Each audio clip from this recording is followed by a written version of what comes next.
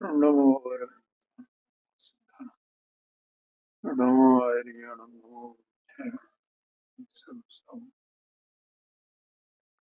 सर्वव्यापी कुचिन्द्रूप स्वरूपाय परात्मने सोपलब्धि प्रसिद्धाय ज्ञानात्मने। प्रवचन सारजी ग्रंथ में ये तत्व प्रज्ञापन महाधिकार की 122 नंबर की गाथा स्वाध्याय में चल रही है। देखो यहाँ आत्मा द्रव्य कर्म का कर्ता नहीं है, ये बात सिद्ध करनी है। और ये सिद्ध क्यों करनी है? देखो यहाँ विषय जो चल रहा है ना, वो विषय है जगत में संसरण करता हुआ संसारी जीव, उसकी चर्चा चल रही है। और वो जो जीव है तो वो ज्ञानावरणादि कांड कर्मों से ही अनाथ से ही है, लोकर्म का भी संयोग है और इनका निमित्त निमित्त संबंध भी है, अनाथ से ही है ना। तो जीव को ये भ्रांति है हमसे कि मैं पुद्गल कर्म करता हूँ, कि मैं लोकर्म का करता हूँ। तो उसका निराकरण यहाँ कर रहे हैं कि भले ही ये जीव संसरण करता हुआ ये इसमें परिभ्रमित हो रहा है, परिभ्रमण कर रहा है संसार चारों गतियों में, तो भी ये जीव द्रव्य कर्म का करता नहीं है, ये सिद्ध करना है। द्रव्य कर्म का करता स्वयं पुद्गल है, ये सिद्ध करना आया कि नहीं आएगा? तो जीव को ये भ्रांति है ना, तो उसकी भ्रांति मिटाना चाहते हैं कि जीव द्रव्य पुद्गल के कार्य का करता नहीं है, पुद्गल कर्म का करता नहीं। पुद्गल कर्म का करता स्वयं पुद्गल है, द्रव्य कर्म माने पुद्गल का कर्म। और मुख्य रूप से तो यही है, और गौण रूप से नो कर्म भी इसमें आ जाता है। तो यहाँ ये बात चल रही है 122 नंबर की गाथा। तो कैसे सिद्ध किया था? पहले कहा कि देखो भाई, आप सब लोग ये जानते हो कि परिणामी और परिणाम अनन्य होते हैं। गुण पर्याय द्रव्यम उत्पाद व द्रव्युक्तम सत सद्रव्य लक्षणम, ये सब तत्व सूत्र में सूत्र है ना। तो जीव जो द्रव्य है वो द्रव्य वो स्वयं परिणामी है, उसका परिणाम होता है। तो जगत में जितने द्रव्य हैं, 6 प्रकार के द्रव्य, वे सभी परिणाम और सबके ही परिणाम होता है। और परिणाम परिणामी से अन्य नहीं होता है। बोलो यार, दो में से एक होना चाहिए, या तो फिर उसे अन्य होना चाहिए। परिणाम अन्य है और परिणाम अन्य है। बोलो मुझे बताओ, जैसे गुण अन्य है और गुणी अन्य है, ऐसा हो सकता है क्या? ऐसा हो तो गुणी अलग और गुण अलग, तो गुणी के बिना गुण कहीं दिखाई देता है। ऐसे परिणाम कहीं परिणामी के बिना दिखाई देता है। बोलो याद करो आप, एक परिणाम हो गया और परिणामी तो अलग है, परिणाम अलग है। ऐसा हो ही नहीं सकता, क्योंकि परिणाम परिणामी से अनन्य है। कहीं भी बिल्कुल ये नहीं है करने के साथ परिणामी तो ये है, इसके ऊपर ये है परिणाम।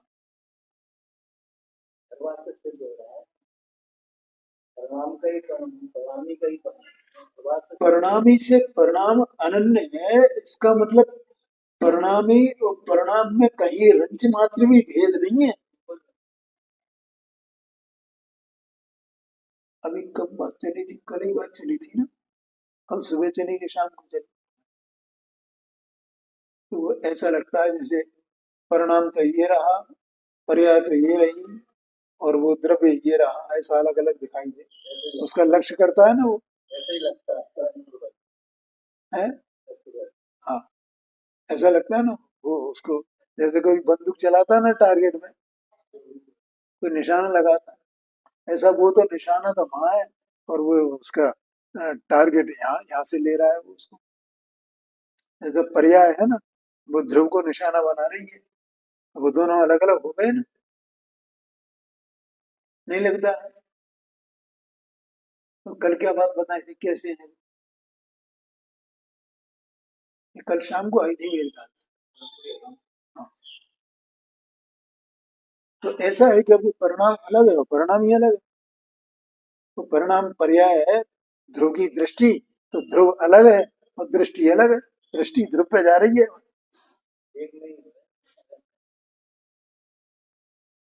ऐसा लगता है ना कि वो परिणाम, वो दृष्टि भी उसमें ही है, उस द्रव्यमयी दृष्टि है।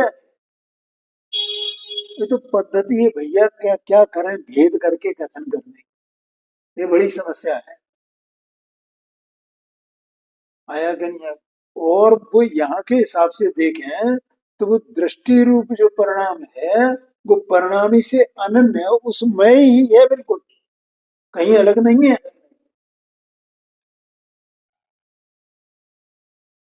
ऐसा समझना। तो यहाँ ये कुछ जो मान द्रव्य है ना, द्रव्य परिणामी है, तो वो परिणाम कहाँ होगा? किसी एक कोने में होगा, इससे थोड़ा ऊपर हट करके होगा। परिणाम कहाँ होगा? असंख्यात प्रदेशी वस्तु है, तो असंख्यात प्रदेशी वो परिणाम भी असंख्यात प्रदेशी ही है एक समय का, वही परिणाम है, तब तो वो अनन्य है। और अगर वो थोड़ा भी अलग होए, कम होए कि ज्यादा होए, तो वो अनन्य कैसे हो सकता है? ख्याल में आया कि नहीं? देखो, इसी में प्रवचन सारित में गाथा है ये।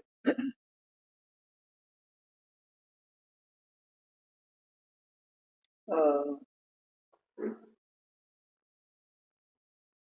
31-32 नंबर की कोई गाथा होगी मेरे ख्याल से। आत्मा ज्ञान स्वरूप है, तो वहां ये सिद्ध किया कि जितना आत्मा है उतना ही ज्ञान है, और जितना ज्ञान है उतना आत्मा है। क्या मतलब? कि वहां ये सिद्ध किया, इस तरह सिद्ध किया उन्होंने कि अगर ज्ञान आत्मा से ज्यादा हो तो, और ज्ञान आत्मा से कम हो तो, ऐसा हो सकता है क्या? ज्ञान आत्मा से ज्यादा हो, माने आत्मा तो असंज्ञात प्रदेशी है और ज्ञान ज्यादा है, तो बाहर लटक रहा है ना ज्ञान। ऐसा हो सकता है क्या? और कम है तो कुछ प्रदेशों में होए, कुछ में नहीं होए, या कहीं किसी प्रदेश में ज्यादा होए, किसी प्रदेश में कम होए। ऐसा हो सकता है क्या? इसका मतलब क्या हुआ कि जितना ज्ञान है उतना आत्मा है, जितना आत्मा है उतना ज्ञान है। ठीक है, वो आत्मा में है ना। ऐसे जो परिणाम है, वो परिणाम जितना आत्मा है उतना ही है। परिणाम न आत्मा से अधिक है न कम है। ऐसा भी नहीं वो परिणाम कहीं किसी जगह ज्यादा हो, किसी जगह कम हो, उसकी इंटेंसिटी, तीव्रता, मंदता, ऐसा होएगा क्या? कि नहीं है। ये बात बता रहे, नहीं तो वो अनन्य नहीं कहा जा सकता है।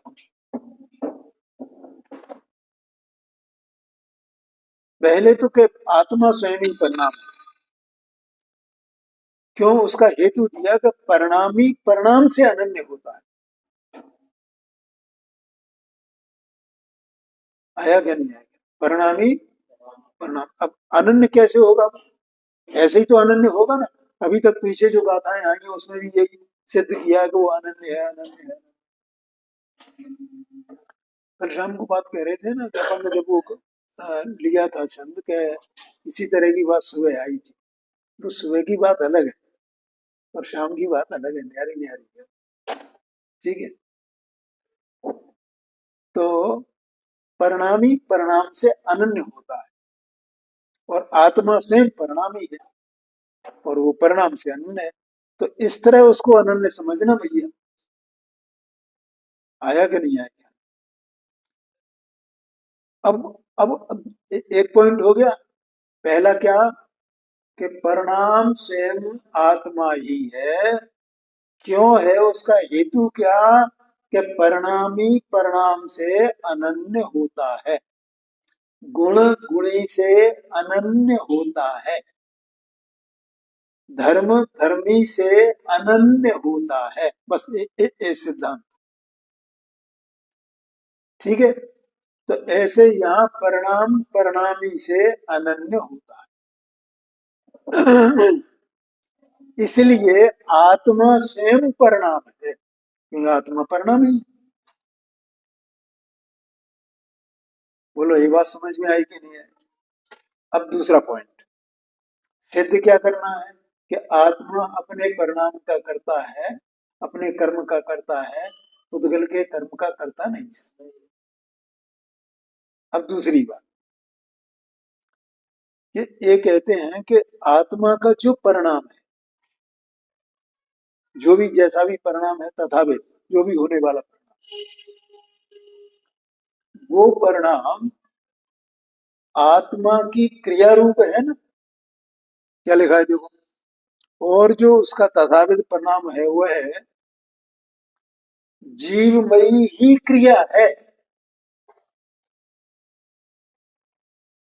बोलो समझ में आया कि नहीं आया?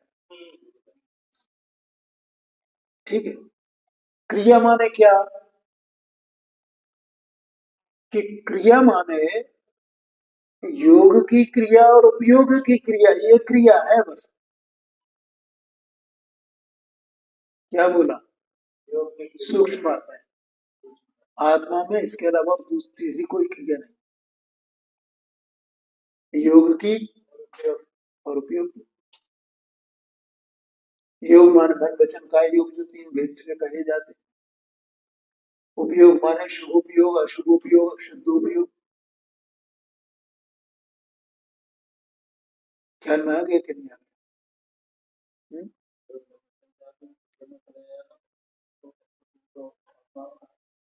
है जी। हाँ जी।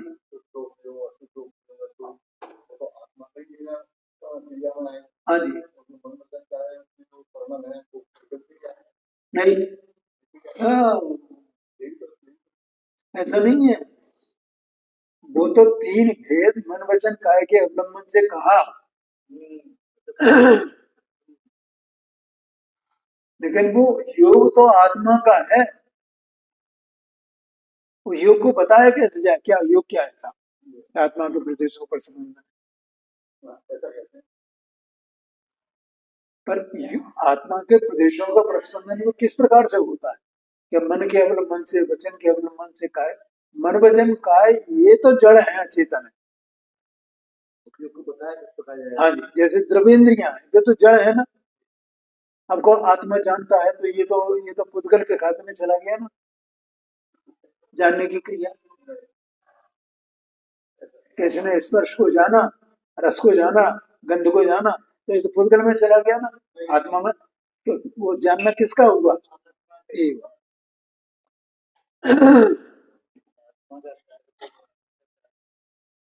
आया क्या नहीं आएगा? तो ये क्रियाएं हैं, योग और उपयोग की क्रिया।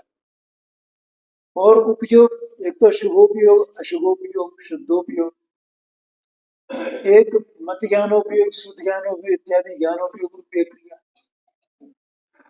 ये भी क्रिया आत्मा की है। अब वो पूरा जो समग्र आत्मा है, उस समग्र आत्मा में ही वो क्रिया है ना। क्या कहा?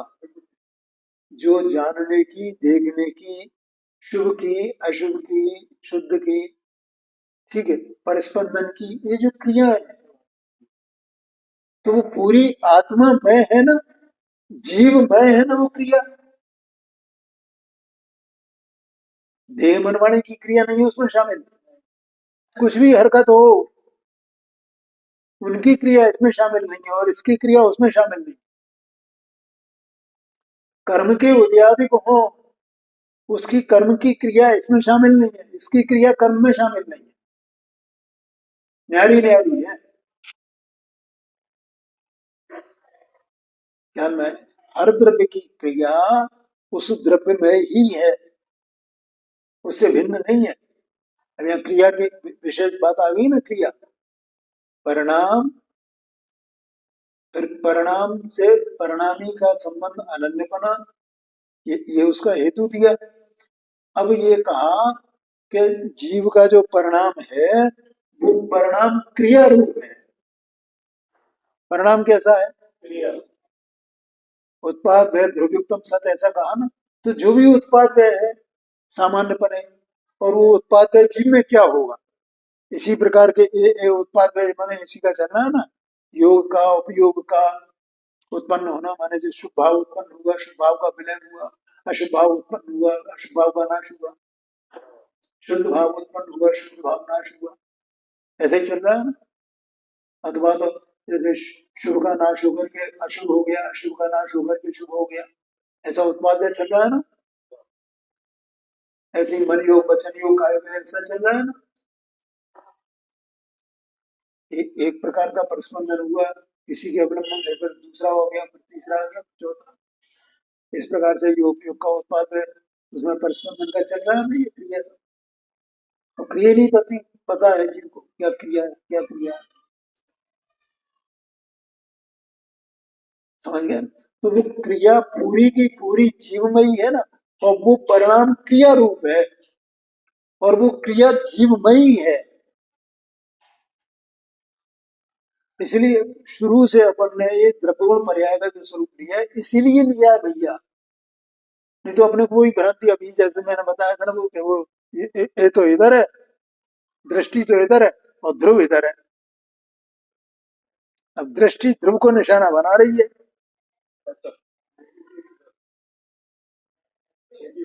स्वाद आ रही है, स्वाद जा रही है, आया क्या नहीं है, ऐसा नहीं है भैया, वो एक द्रव्य में ही भीतर ही सारा जो कुछ भी चल रहा है उसमें पूरा अखंड द्रव्य, भेद द्रव्य, उसमें ही जो कुछ चल रहा है सो चल रहा है। ये तो भेद करके कथन की पद्धति है। कल एक तो ये बात बताई थी, एक बात और बताई थी, मुझे ख्याल में नहीं आ रही, दो बातें बताई थी शाम को ही। खैर, यहाँ इस विषय पर कंसंट्रेट करना। क्या कहा? क्रिया, तो परिणाम में वो क्रिया स्वरूप है, और क्रिया है तो जैसे परिणाम जीव से अन्य है, वैसे क्रिया भी जीव में ही है ना। कि क्रिया अलग हुई है, जीव अलग हुई, ऐसा नहीं है। तथाविध परिणाम है वह जीवमयी क्रिया है, क्योंकि सर्व द्रव्यों की परिणाम लक्षण क्रिया, परिणाम लक्षण क्रिया माने क्रिया का लक्षण परिणाम है। क्रिया क्रिया है इसका मतलब क्या है? एक परिणाम है, क्रिया को ही परिणाम कहा जाता है। कोई परिणाम न्यारा हो और क्रिया न्यारी हो, ऐसा बिल्कुल नहीं है, समझ गए ना। देखो मैं कई बार ये शरीर के बारे में बात करता हूँ, इसमें जो भी हरकतें हो रही हैं, तो हरकतें इसकी मैं इसलिए हरकत शब्द लेता हूँ, वैसे समझ में आएगा नहीं। हरकत माने रंच मात्र कुछ भी हलन चलन हो, रंच मात्र,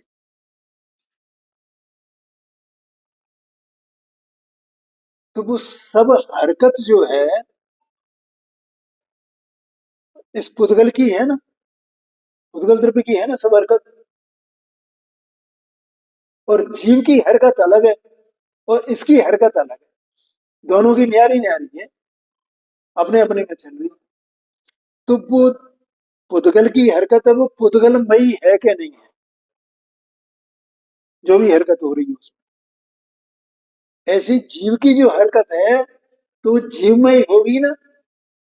पुद्गल की हरकत जीव की हरकत में मिलेगी क्या, और जीव की हरकत पुद्गल में मिलेगी क्या, माने मिक्स होगी क्या, या नहीं हो सकती।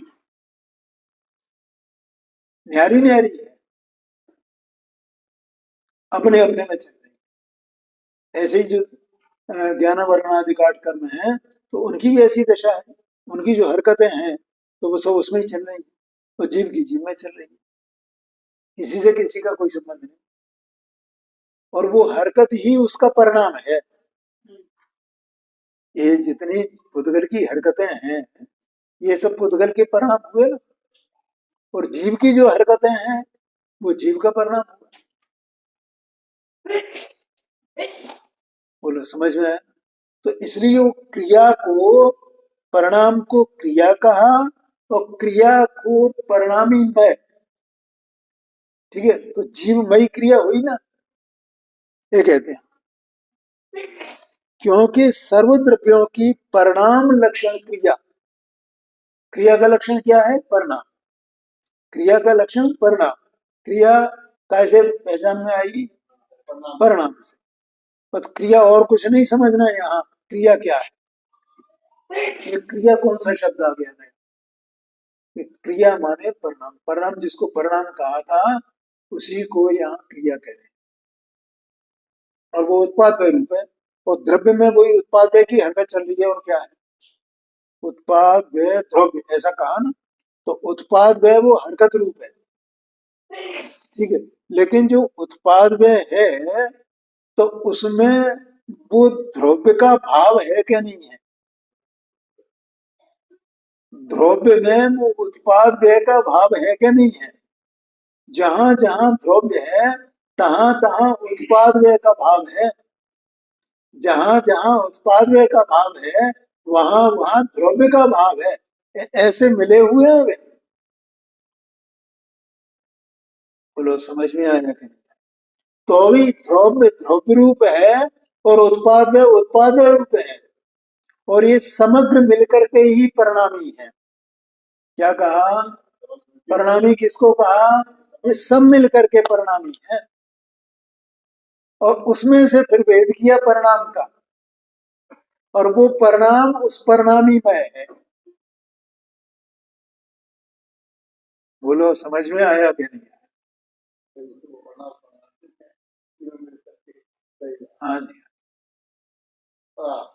भैया, सूक्ष्म बातें हैं भाई, हम उनको नहीं समझेंगे ना तो कुछ भी होने वाला नहीं, कुछ भी। आज सुबह मतलब मुझे एक विचार आया, देखो क्या है कि जीव कुछ भी कर ले, जब तक वो अपने को सबसे प्रथम में प्रथम, जब तक ये जीव स्वयं अपने को द्रव्य स्वीकार नहीं करेगा, सत कहो कि द्रव्य कहो, ठीक है, द्रव्य स्वीकार नहीं करेगा, मैं द्रव्य हूं, तब तक ये कितना ही ऊंचे से ऊंचा कुछ भी कर ले, उसे कुछ भी अंतर आने वाला नहीं।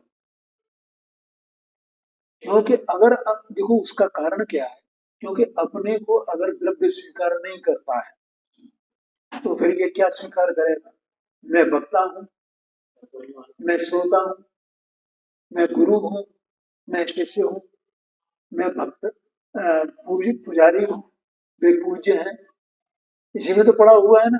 मैं त्यागी हूं, ये मेरे सब त्याज्य हैं, इसमें पड़ा है कि नहीं पड़ा है। मैं गृहस्थ हूं, मैंने गृहस्थी बनने का त्याग कर दिया।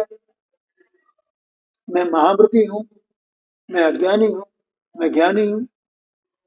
अरे ये सब करने से फायदा क्या है, क्या होगा मुझे, द्रव्य को द्रव्यपने स्वीकार नहीं करेगा, सत्स्वरूप स्वीकार नहीं करेगा, तो तब तक ये क्या होगा, क्या कुछ होने वाला है। मानते रहो अपने को, मैं ऐसा हूं, मैं ऐसा हूं, मैं गुरु हूं, मैं फलाना हूं, मैं ऐसा मुनि हूं, मैं ऐसा साधु हूं, मैं चर्या शिरोमणि हूं, मैं फलाना हूं, मैं ढिमका हूं। वही तो वो पर्याय दृष्टि रही ना, द्रव्य दृष्टि कहाँ हुई? द्रव्य दृष्टि में ना कुछ संभावना है ही नहीं। ये जहाँ खड़ा हुआ है वहां का वहीं खड़ा हुआ है बिल्कुल। माने अभी संसार में खड़ा है तो संसार में ही है वो, उसका कहीं नहीं संसार से छिग नहीं सकता है।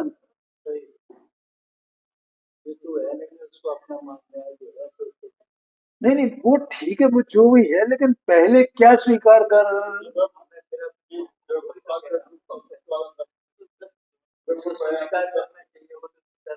और भगवान क्या देख रहे हैं तुम्हें?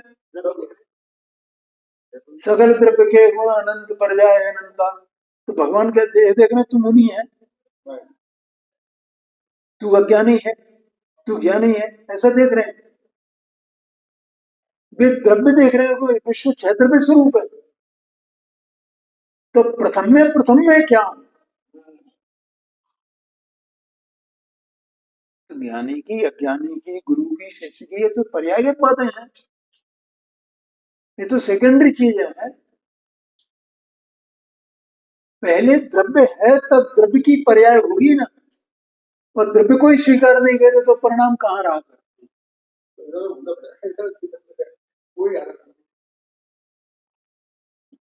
आया कि नहीं आया? ओ,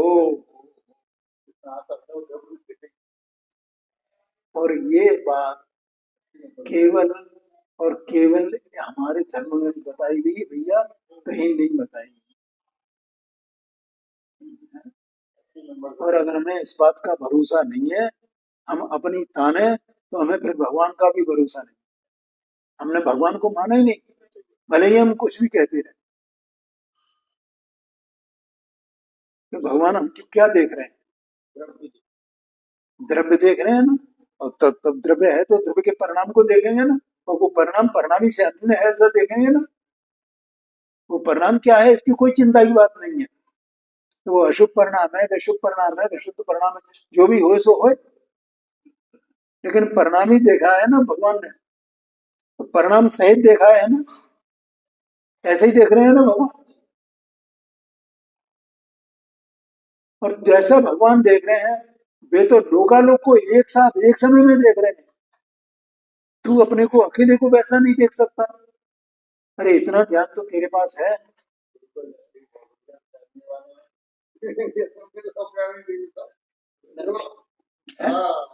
भगवान तो अनंतानंत जीव राशि उसको देख रहे हैं, सबको द्रव्य देख रहे हैं, परिणामी देख रहे हैं, उनके परिणामों को देख रहे हैं।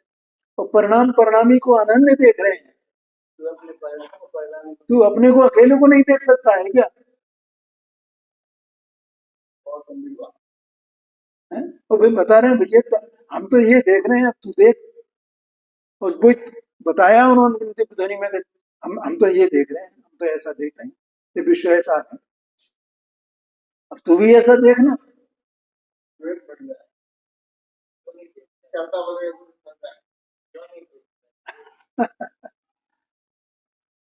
पर्याय बच्चे मूड़ा पर समय, पर्याय मूड है। समझ में आया? तो यहाँ कहते देखो कि सर्वद्रव्यों की परिणाम परिणाम लक्षण क्रिया निजमयता से स्वीकार की गई है, आत्ममयता से। सभी द्रव्यों की, हर द्रव्य का अपना अपना, आत्ममयता माने अपना अपना, निज निज लिख दिया ना ब्रैकेट में। तो वो अपने अपने मय है। हर द्रव्य का परिणाम उस द्रव्यमय है, हर द्रव्य का परिणाम उस द्रव्यमय है। जब परिणाम द्रव्यमय है तो परिणाम ही क्रिया है, क्रिया का लक्षण परिणाम ही है। तो वो परिणाम कहो कि क्रिया कहो, एक ही बात है ना। तो वो क्रिया उस द्रव्यमय ही हुई ना। तो ये जीव, ये चेतन वस्तु सत्स्वरूप, ये उस परिणाम में ही है ना, उस क्रिया में ही है ना। और क्रिया को क्या कहा गया? कि क्रिया को कर्म कहा है भगवान ने। क्रिया का ही नाम तो कर्म है। कर्म माने कार्य। ठीक है, स्वीकार की। और फिर जो क्रिया है वह कर्म है। क्यों? क्योंकि आत्मा के द्वारा स्वतंत्रतया प्राप्य होने से, मैंने उसको पहले आत्मा मैं कहा और आत्मा ही उसको वो मैंने प्राप्त करने वाला है, वो आत्मा के द्वारा प्राप्त करने योग्य है। प्राप्त माने प्राप्त करने योग्य, क्योंकि वो जो जो परिणाम हो रहा है ना, उस परिणाम को वो आत्मा प्राप्त करता जा रहा है, अर्थात आत्मा उस परिणाम रूप होता जाता है। क्या कहा? आत्मा उस परिणाम रूप होता है।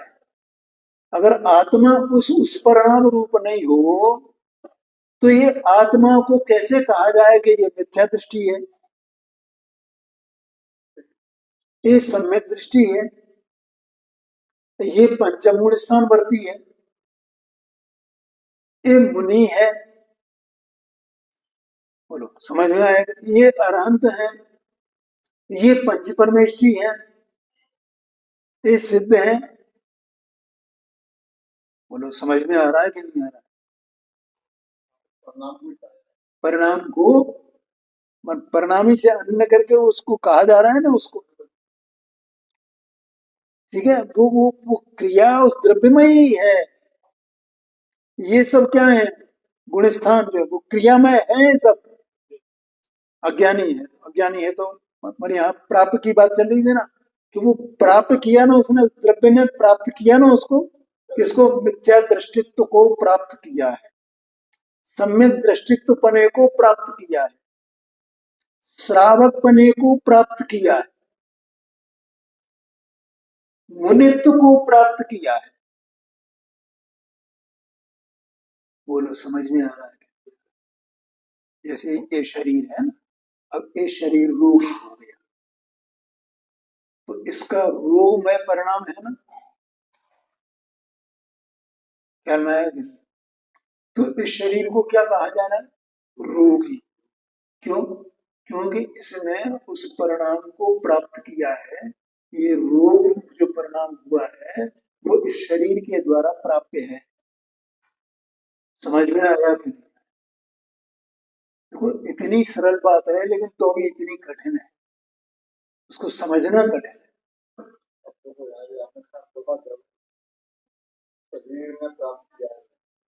हाँ जी, हाँ जी। अरे उसको छोड़ो अभी, आप अभी तो यहाँ दृष्टांत चल रहा है केवल, तो उस दृष्टांत को सिद्धांत में नहीं मिलाना, उसमें गड़बड़ी नहीं करना। नहीं नहीं, वो क्यों गड़बड़ी कर रहे हो? शरीर रोगी है ना, तो रोगी तो रोग तो परिणाम है ना, रोग के कारण से शरीर को रोगी कहा। रोग है परिणाम और शरीर को परिणामी, तो ये रोगी हो गया ना शरीर, ठीक है। अब वो परिणाम तो क्रिया है ना, तो रोग की भी क्रिया चल रही है ना वहां, और वो रोग किसके द्वारा प्राप्त किया गया है? शरीर के, अर्थात शरीर उस रोग रूप हो गया है, इसलिए वो रोग शरीर द्वारा प्राप्य है। ख्याल में आया कि नहीं?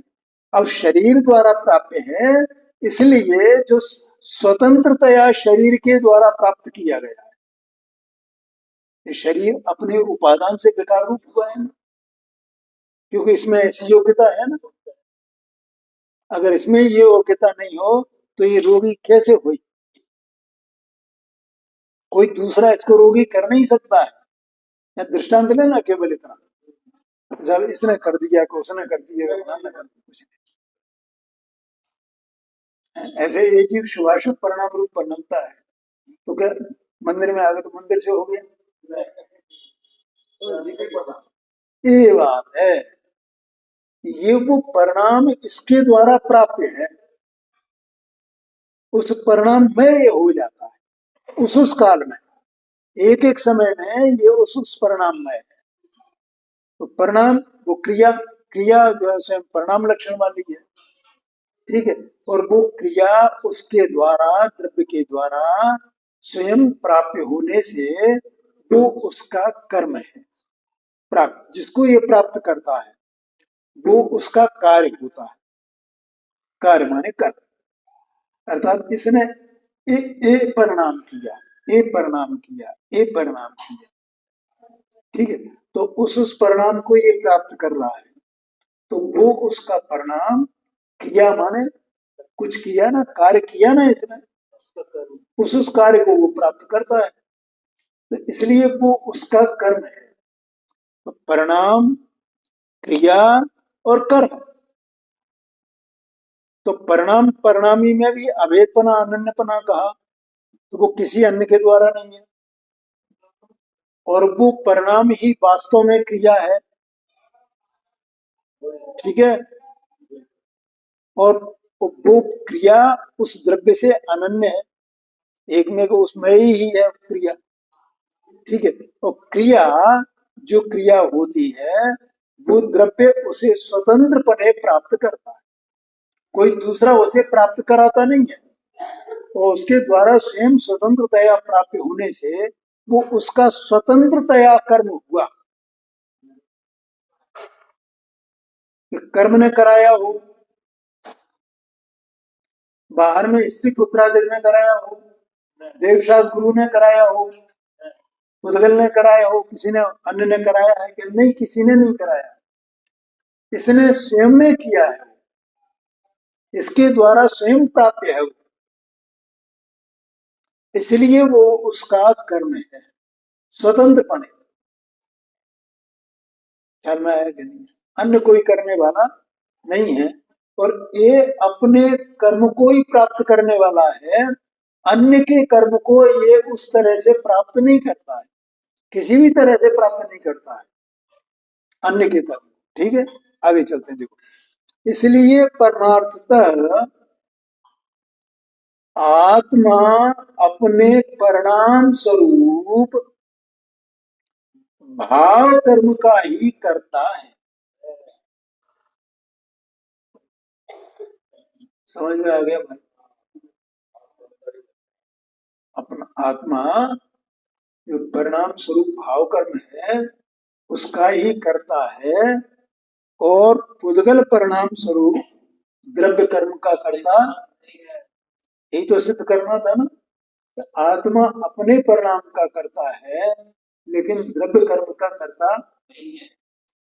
ये बात क्यों सिद्ध की? 122 नंबर की गाथा इसलिए सिद्ध की, 121 नंबर की गाथा में ये बताया था कि एक द्रव्य कर्म का और जीव के परिणामों का अनादि से निमित्त निमित्त भाव है, और ये संसार संसार चक्र चल रहा है, लेकिन तो भी कोई किसी का करता नहीं, न तो पुद्गल द्रव्य जीव के परिणाम का करता है, और न जीव पुद्गल द्रव्य के कर्म का करता है। ये सिद्ध करना था ना, इसलिए आचार्य देव ने ये बात लिखी है। आया समझ में?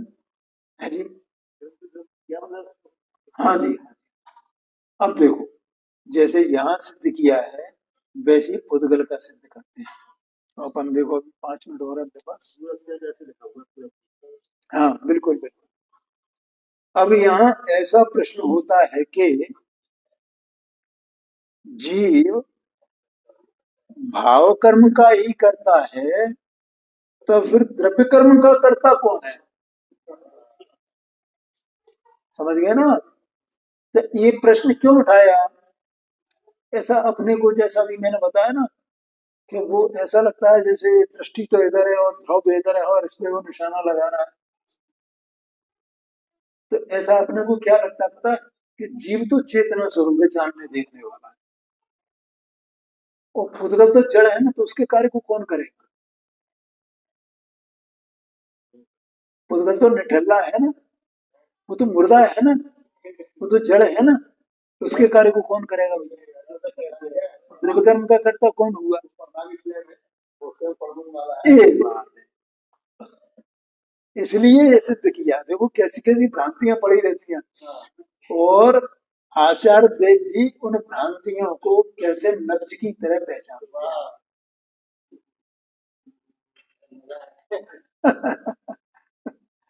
हैं।